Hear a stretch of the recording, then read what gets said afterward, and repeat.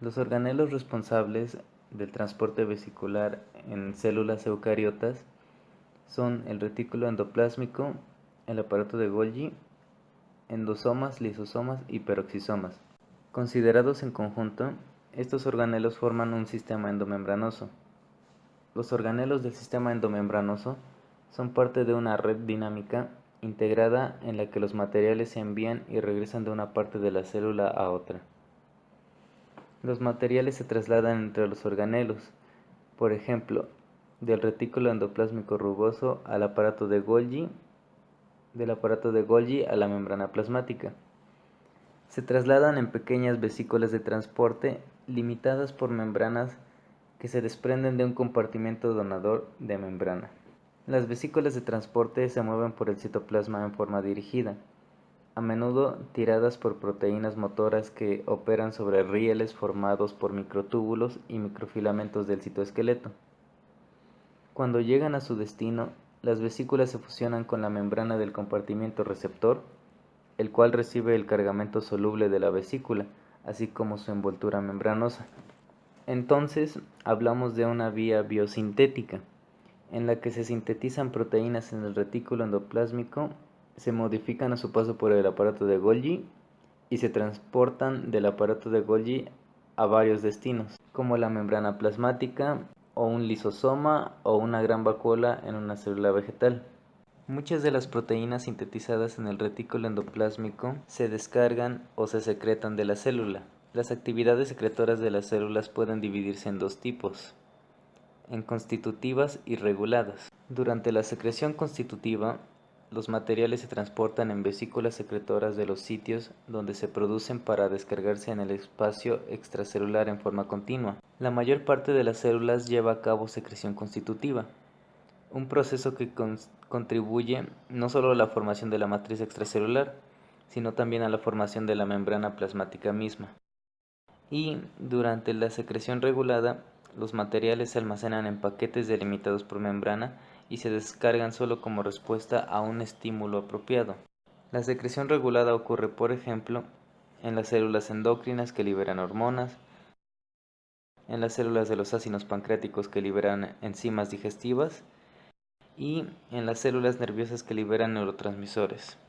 En algunas de estas células, los materiales que se secretan se almacenan en grandes gránulos secretores densos y delimitados por membrana.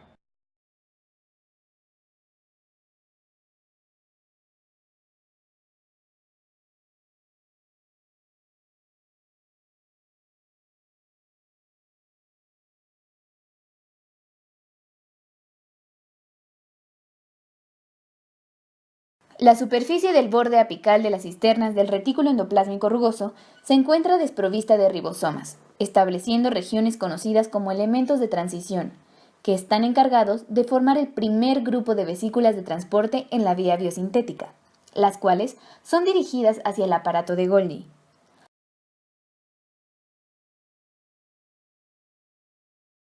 Todas las vesículas están rodeadas por una cubierta proteica formada por coatómeros, COP, proteínas similares a la clatrina, que favorecen el transporte bidireccional.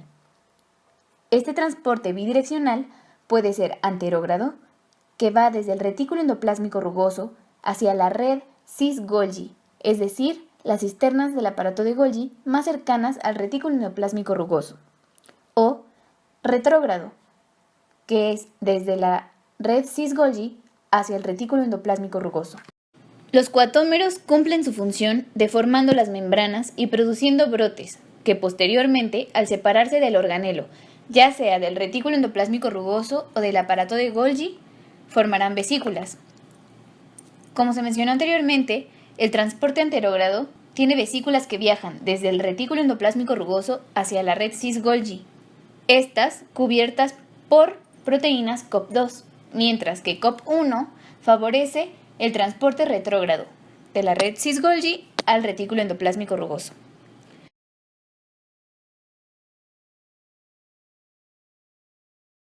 Después de formar estas vesículas, los coatómeros son reciclados. Endocitosis. En términos amplios, la endocitosis puede dividirse en dos categorías: la endocitosis por volumen y la endocitosis mediada por receptor. La endocitosis por volumen, también conocida como pinocitosis, es la captación inespecífica de líquidos extracelulares. Cualquier molécula grande o pequeña que esté presente en el líquido abarcado también entra a la célula. La endocitosis por volumen también retira porciones de la membrana plasmática y puede funcionar sobre todo en el reciclaje de la membrana entre la superficie celular y los compartimentos interiores. En cambio, la endocitosis mediada por receptor se refiere a la captación de macromoléculas extracelulares específicas o ligandos, después de su unión con receptores en la superficie externa de la membrana plasmática.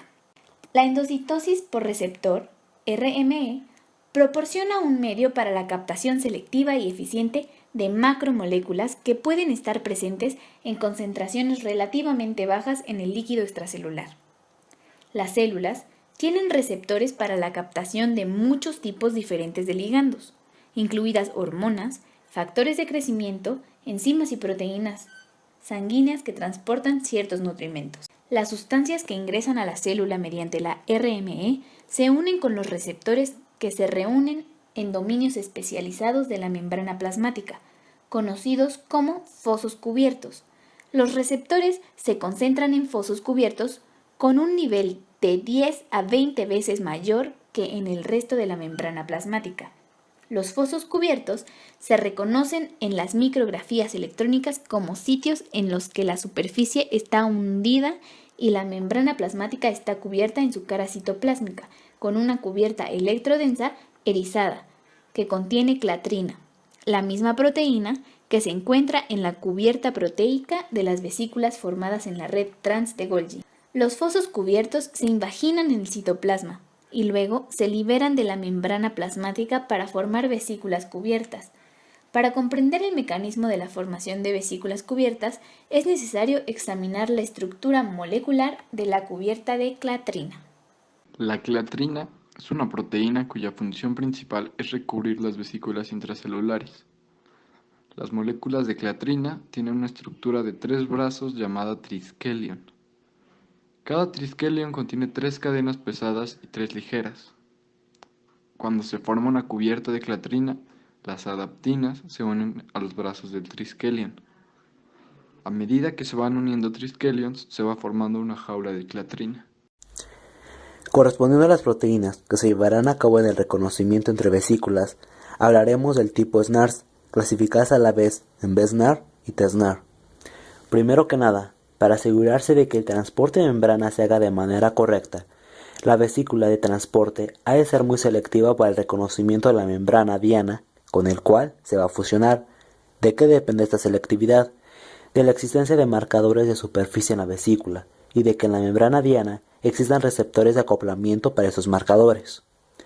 Una vez que la vesícula revestida es formada, va a viajar a lo largo de los microtúbulos de la célula, el cual va a estar unida a una proteína motora hasta que alcanza la membrana blanco, fusionándose entonces con ella. Previo al acople con la membrana blanco, la vesícula revestida va a perder su cubierta y expone una clase de proteínas integrales de membrana llamadas SNARs, el cual estas proteínas son receptores localizados en la superficie de la membrana y median el acoplamiento selectivo y la fusión de vesículas por la interacción de pares complementarios de proteínas SNARs. Va a haber 2 tipos: BSNARs, que se va a encontrar en la vesícula. Estas forman parte de la membrana donadora que produce la vesícula de transporte, localizados así en la membrana de la vesícula, y la TSNAR, que se encuentra en la membrana del compartimiento blanco o diana. La complementariedad de BSNAR y TSNAR, proteínas de la membrana opuestas, van a interaccionar una con otra para formar un arrollamiento licoidal que lleva a las 2 membranas juntas, facilitando el contacto y la fusión final de las mismas. Las proteínas de tipo NSF son requeridas para que las proteínas SNAR se disocien y queden libres para participar en el proceso de nuevo. Ambas proteínas están asociadas con diferentes componentes, entre ellas proteínas de unión al GTP de tipo RAF, el cual estas van a dirigir el proceso de fusión. Después de fusionarse la vesícula con la membrana diana, la proteína RAF va a hidrolizar su GTP, liberándose hacia el citosol como RAF-GDP.